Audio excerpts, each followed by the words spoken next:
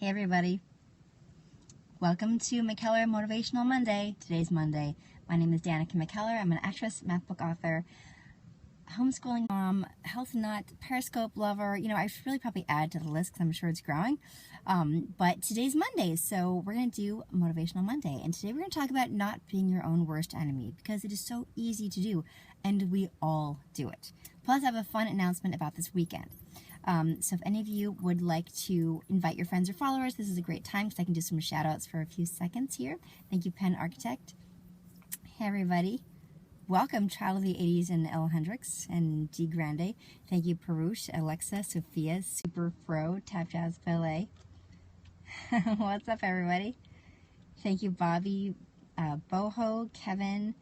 Welcome, I don't know how to say that name, Ziao. Thank you, Alexis. Happy birthday. It's not my birthday, but thank you. Thank you, Real Kevin Han and Super Fro. So I'm going to invite our Facebook friends in a moment to join us. Thank you, Thriver Dad. Easter was great. Thanks. Yeah, no makeup, zero makeup, like literally zero makeup. Thank you, Yo Miller, Keaton Brown, Susie. But that's part of what this is all about. It's like a real interaction, right? The unpolished version of Danica. Thank you, Jonathan. Hey, everybody. So let's invite Facebook. Oh, great nail polish. Thank you. Nail polish is already coming off. Look, you guys. It's already chipping off of his finger. Oh, well. I was not in a parade. Thank you. That's so sweet. Okay, let's see.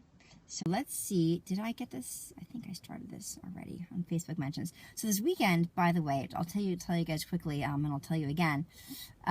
Yes, the Easter colors. I'm feeling much better. Thank you. I'm not like 100%, but I'm mostly there. All right, let's see. Live video. This weekend, I'm going to be speaking at the Los Angeles Times Festival of Books. Here we go. Which is in Los Angeles at USC on Sunday. All right, let's see. Here we go. Both going here at the same time. Oh, hey everybody. Welcome to McKellar Motivational Monday. My name is Danica McKellar. I'm not wearing any makeup today, but we're doing McKellar Motivational Monday anyway, because that's what live video is all about. It's about a real interaction, not something always so polished. Today we're going to talk about not being your own worst enemy, and I'm also going to tell you about this weekend. I'll be speaking at the Los Angeles Times Festival of Books, which is at USC on Sunday. First, we're doing a big book signing at 12 o'clock for like an hour, 45 minutes maybe, and then at 1:30 I'm doing my presentation on the children's stage, I believe. I could be getting that wrong, so please check it out online. It's actually in the LA Times today. There's a big ad for it, which is kind of exciting. So, which book? It's for my children's book called Goodnight Numbers. But I think that other people, you can bring your other books and I'll sign the other books as well. So, where am I? I'm in Los Angeles. There are planes always in Los Angeles, always overhead. So, how do we be not our own worst enemy? Well, I will tell you something, and I don't know if it's from childhood stuff or whatever, but we all tell ourselves negative thoughts all the time. Like, all the time. It's crazy. Just things that you would never say out loud to somebody else, or you'd be considered a really mean person. And yes, probably that person's own worst enemy. So whatever it is, well, I have no makeup on, Timothy. I'm pretty good. I'm not going anywhere. I'm in the car, but I just hang out in the car sometimes to do this because it's the most convenient time, and I want to make sure I don't miss it on Mondays. And you were picked on a lot and you believed it. That's very, very common.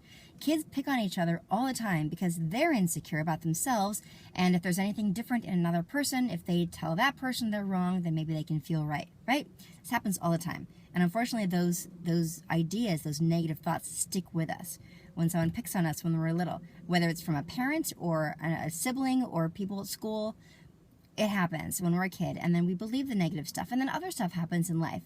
And I think that part of the reason that we tend to not believe in ourselves or we tell ourselves negative things is because then we won't get disappointed, if that makes sense. So if we say, oh, well, I'm great and I'm going to succeed at blah, blah, blah, then if we don't, then we feel like we've let ourselves down. Then we have to deal with that disappointment as opposed to, well, I never thought I was going to succeed anyway, and so it's fine. I'm not injured by that. I'm not hurt by that. But by trying to not be injurable in that way, we're actually hurting ourselves even more. So, right, so if you set your expectations low, then we avoid disappointment. And we're, beating ourselves up about small things. So pay attention. The very first very first step of doing this is paying attention to the thoughts, noticing, realizing the thoughts that we're having, and right. Okay, yeah, that's what you do when you submit your writing all the time. Yeah, and the thing is, might we not be successful at something? Yeah, sure, that's very possible. In fact, a lot of times, especially in my business, there's a lot of rejection, a lot of disappointment. But so what? That's just part of life. And if you recognize that, we don't have to be injured by it. We can just say, yeah, okay, well, that one didn't work. Okay, and move on to the next one, whatever it is. But if we sit there and tell ourselves, yeah, well, it's because I suck, then you're going to be stuck. You're going to be stuck in the I suck. There's probably like a good rhyme in there. If you say I'm stuck, no. If you say you suck, you'll get stuck. Whatever. Anyway, point is, yes, we can learn from our disappointments. Absolutely. Thank you, Christopher. It's very sweet. And if you're stuck, so some people have said, one person just said that they took my advice about cleaning. That when you start cleaning your house or your apartment, wherever you live, whatever your surroundings are, that it actually makes you feel better. And it's so true. It really does. It's like you're cleaning your soul. I don't know. It just works. It just helps. So if you're feeling stuck, just start doing something positive for your environment or for yourself.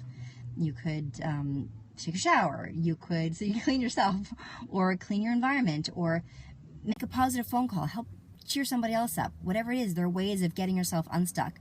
But yes, don't be your own worst enemy. Pay attention to the thoughts that you're having, and would you ever tell that to somebody else that you cared about?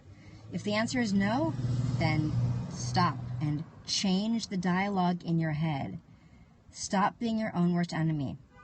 I'm saying to you what you told your daughter this morning, Andrea. You sound like a great mom. Because the stuff, yeah, you get, there you go. You get overwhelmed when your house is a mess. That is totally part of it, is that it actually will bring you down when your surroundings aren't clean. Yes, don't attach to the outcome. No stinking thinking. Yes, sometimes our thinking can be stinking. Not always. But the point is, you can change your thinking. You can change the words that you're thinking in your head. And that is a really important thing to realize, that we have the power to do that. Yes, garbage in, garbage out. Absolutely, Mike. Yes, absolutely. Thank you, Jeffrey. Praying helps. Reiki and feel the love. Yes, you close your eyes and pretend that whatever you believe in, whether it's God or a higher power or spirit or whatever, imagine that you're getting a hug. Or if you don't believe in that stuff and you have a relative who passed away, like grandmother, imagine that she's giving you a hug. Whatever it is, you can get a free hug even if no one's around. And you can close your eyes and you can feel it. And just picking out some little things to do to get yourself unstuck and change the dialogue can make all the difference. Or you can watch Impractical Jokers. I'm not kidding. Okay, Mr. Cruz, seriously, sometimes when I've been in a bad mood, I've absolutely done that. I have watched Impractical Jokers, and it has cheered me up. Whatever it is, a funny movie, whatever that is, absolutely, it's a great method. It's a great little tool. And let me say, for those who joined more recently from the very beginning, when I mentioned my announcement, this weekend I'm speaking at the Los Angeles Times Festival of Books, which is at USC on Sunday. The festival goes all weekend, but I'm speaking on Sunday. First, there's a book signing at 12 o'clock, from 12 to 12:45. Then I'm speaking at 1:30. And then I believe at 2 o'clock there's just a brief book signing afterwards. So you can pick up my book, Goodnight Numbers, there at the festival, or other books that you can bring other books of mine if you have them. They might even sell them, I'm not sure. But come and meet me this weekend, and I'll sign a book for you, and we'll talk about math for a second. Come see me give my presentation about the importance of math for kids and just in the world and empowerment and all that good stuff. So I hope that I hope you guys all had a great weekend. That's my message. That's my announcement.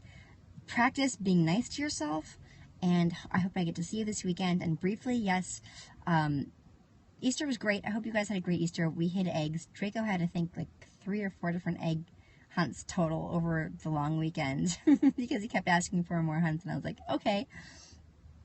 Well, thank you very much. Thank you. Yes, you tell your 8-year-old not to let a little mistake ruin the rest of his day. Absolutely, because you know what? Those mistakes, those things are going to keep on happening, and when you're 8 years old, that's a good time to start learning how to deal with it. All right, guys, I hope you have a wonderful week. Hope I get to see you this weekend. Thank you for watching the Danny Cam. You are the D Squad, and have a fantastic, motivated weekend. And if I can, I will Periscope or Facebook Live from the festival because it's pretty fun. All right, bye.